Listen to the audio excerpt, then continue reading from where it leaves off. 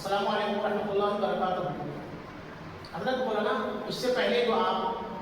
کافی تفصیلی گفتگو کیے ہیں امام کے متعلق اور مقتدی کے متعلق، ان کا رویہ کیسا ہونا چاہیے، کیا ہونا چاہیے، لیکن یہ باتیں آپ کو کہاں ذکر کیے کہ امام کیسا ہونی چاہیے؟ مان لیے اس سے صفائی نہیں کروانی ہے، اس سے دیگر جو کام ہے وہ نہیں لینی ہے،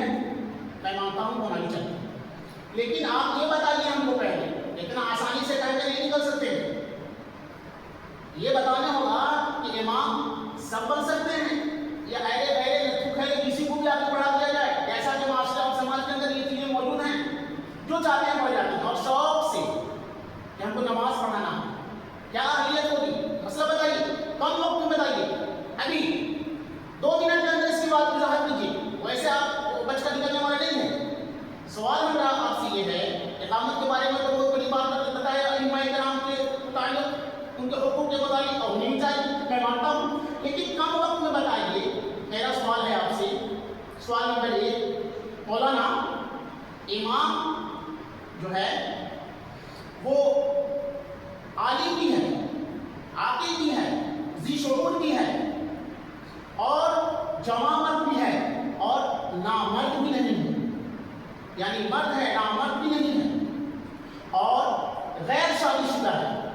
جب اس امام صاحب کو کہا جاتا ہے کہ ہٹے کٹے ہیں، اونچے پورے، نوجوان، خوبصورت، عالم، قاری، اور کہا جاتا ہے کہ آپ نامرد بھی نہیں ہیں، شادی کیوں نہیں کرتے ہیں؟ شادی کی ہے نہیں، اب ہم ابھی بھی شادی نہیں کریں گے، ابھی ہم شادی نہیں کریں گے، شادی کا صاف انکار کرتے ہیں امام صاحب۔ آپ یہ بتائیے کہ یہ غیر شادی شدہ ہیں اور ہٹا کٹا ہے، شادی کا صاف لفظ سے انکار کرتے ہیں، ان کا مستقل امامت کے لیے رکھنا کیسا ہے؟ بتائیے، یہ بات بتانا ہوگا آپ کو۔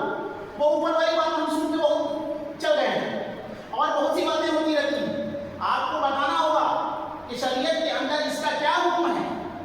کیسا ہونا چاہیے۔ تو صاف انکار کر دے کہ نہیں شادی شدہ نہیں، ہم شادی شدہ ہونا نہیں چاہتے، شادی نہیں کرنا نہیں چاہتے، ابھی نہیں کریں، انکار کرتے ہیں، اس کو بتائیے، آپ ابھی بتائیے، اور 2 منٹ میں بتانا ہوگا۔ جی آپ نے جو فرمایا، سوال کیا، اعتراض کیا، اس کا جواب دیجیے، مختصر میں لیجیے۔ اس سے ماقبل میں جو ائمہ کرام کی تعظیم اور اہلیت کے بارے میں بیان کیا گیا موجودہ معاشرہ کے مد نظر، اور آپ نے جو سوال کیا ہے،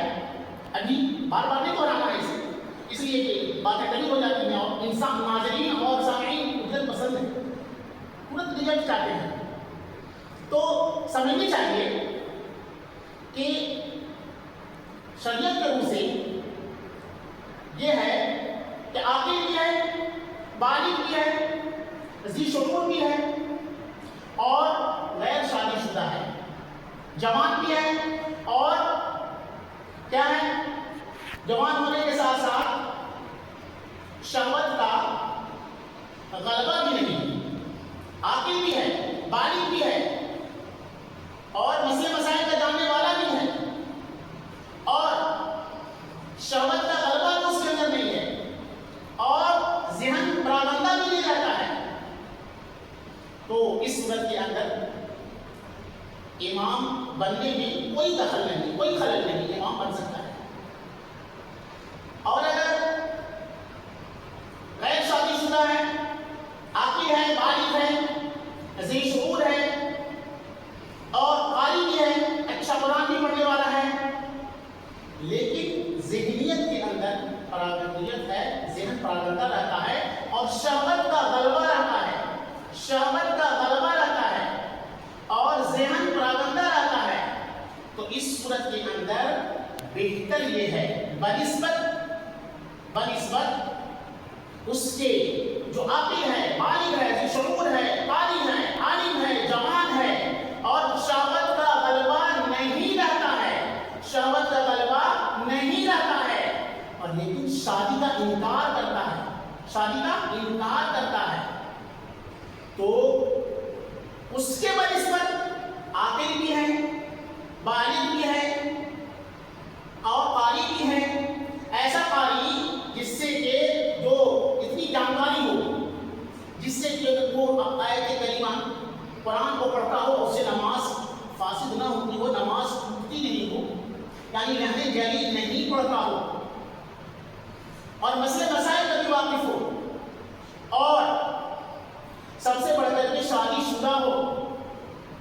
शादीशुदा होने के साथ साथ उसकी बीवी उसके साथ रहती हो, साथ रहती हो, इन्हें कि 2 साल से वो नहीं गया हो अपना घर,